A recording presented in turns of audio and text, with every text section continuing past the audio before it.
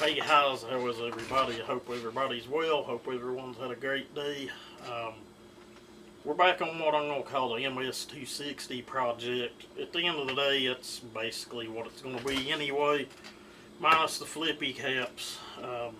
This is an old school saw. It's got a front adjuster, but whatever, who cares? Where are we at? I've cut quite a bit of material out of the band. I was about to start cutting the base. I'm kind of fighting with that domed piston. It makes getting your squish kind of a nightmare. I can see why a lot of guys don't like them. I remember having to fool with this crap when I done my ms460 kit saw. I'm still almost half tempted to pull the piston and chuck it up, and if anything, cut a pop up into it to where the edges of the piston are flat and we have a good flat squish reading. But then the other side of me knows that you know, that little bit of a taper is going to allow for a better quench to get fuel up into the combustion chamber. You know, giving up a little bit of compression in the band area over gaining compression in the combustion chamber area with the dome. It's kind of totally different from the pop-up or the flat top. I'd much rather have a flat top in it to work with, but I've got what I've got. What I was about to do next, I'm about to put the cylinder on the lathe and hope my tailstock holds and don't go to slipping. I've been fighting with that, but I think I've got the issue lined out. And get some material cut off of the base of this thing. But once I've made a few passes and I'm about done, I know a lot of you guys like to see the machine work part. We may spin the camera around and, you know, video a pass cutting off of the base or something. Alright guys, we'll probably wrap this one up. I've been in there all afternoon fighting with this lathe. Once I got the base cut, I ended up having to cut more out of the band.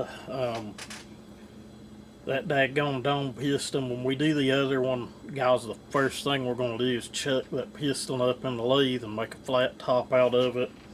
Or maybe just like a little bitty tiny pop-up, which is kind of what I got here right now. Piston on it looks kind of crazy, but get decent squish all across it all. I ended up having to put the piston in the lathe and cut a little bit out of, I don't know, about 3/4 of the way out on the piston out toward the center. It's got like a little bitty small pop up in it now, but we've got in the very tightest spot, 20 thousandths squish. It still tapers out like the 28th thou or something. You know, the angle's good for your quench and getting the charge into the combustion chamber, but those things are a damn nightmare. That's the second or third one I've fooled with, other than like old home lights or like the Echo or something that has a domed chamber. When you're working with a flat or flat-ish band, and this band's pretty wide out toward the exhaust side.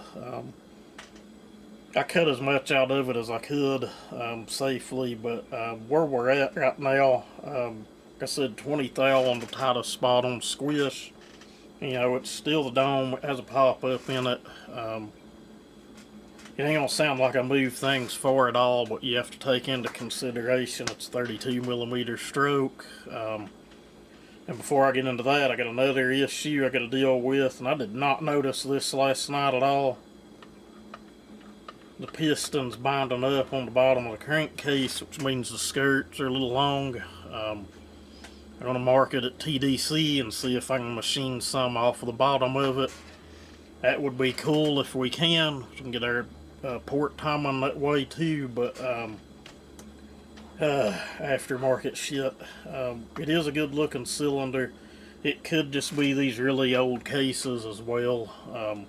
Originally this should have had a 42mm jug on it, but anyway, where we're at, the squish, we went over that. What did do their numbers?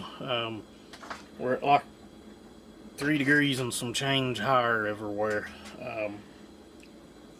Like 100 and some change on the exhaust, 130 on the uppers, and 70 and some change on the intake. I think the saw's capable of running really well. It's, you know, again, I'd like to set the roof a lot lower than that, but it is what it is. It's not going to happen. If we get our transfers right and get the intake right, which I know how to do all of that, it'll be a really high strung saw, but it'll be a real strong saw as well. You know, some of you'll know what I'm saying and others may not, but I see guys do a bunch of machine work and then grind the roof back down to this, and then, you know, their saws still run really good, but what I would like to do is get one of these, and it'll probably be the other one where we can set it up, the 24-inch lightweight bar. I think that'd be just an awesome all-around saw, but it's going to take a little lower roof than 100, I think, to do that. But then again, it could fool me, the dome and the little button pop up, you could call it in it. You know, may do the trick. I'll tell you, this cylinder was not true on the base.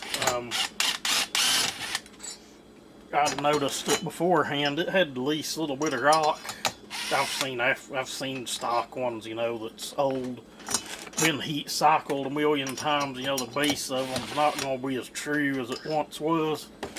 It's aluminum. We know what aluminum does when it gets hot and cools off. Gets hot and cools off. I learned that on the first couple that I sat here and block sanded, but this one wasn't real bad out, but it's a lot closer than it was now, but machine work,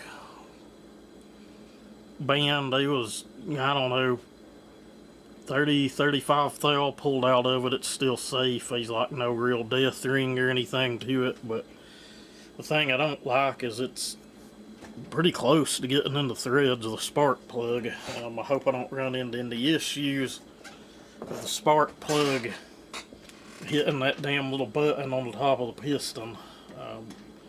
Let me just push the piston out and give you guys a look. If I can find something to get the pin out. I've got so much shit laying everywhere, guys, it ain't even funny. Once I get this saw done, I'm going to set that 66 mag to the side, and I'm going to pull everything out of this shop and just completely redo it. It'll probably take a whole weekend to do so, but ain't that about the craziest looking damn thing you've ever seen? I could set a cutter here right out on the edge and, you know, at least take it out to where most of it's down on a flat top, but frankly, I'm tired of machining today. Don't want to fool with dial indicating the mandrel back out. To turn the base back down, I've got it close enough. I think she'll run plenty good enough. I'll probably check that spark plug before doing much of anything. If the spark plug's going to hit that little button,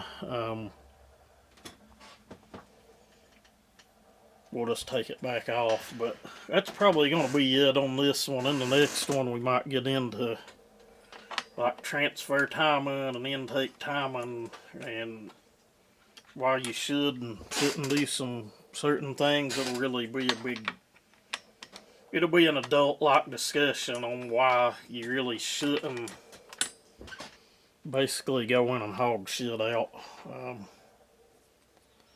I think I'll just leave that piston off. That'll probably be the next thing I do, honestly, is get it back in and measure and see how much I can cut without free-porting, and be easy to chuck up in the lathe backwards because we can put some tape or something around it and lay it up against the crown and ring lens. And the way I done it before, I think it was a damn Mac 1010 ring, I think, 44, almost 44.5 millimeter. I just put put it in the lathe, it snugged it right down. So if you got a 3-jaw lathe and you're trying to figure out how to do that,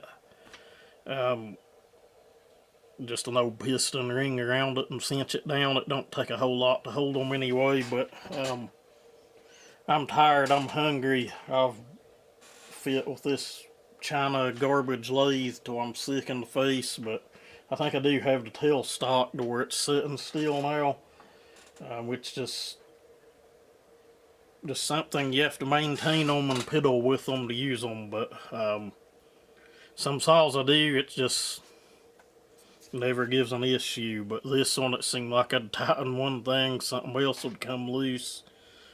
It is what it is.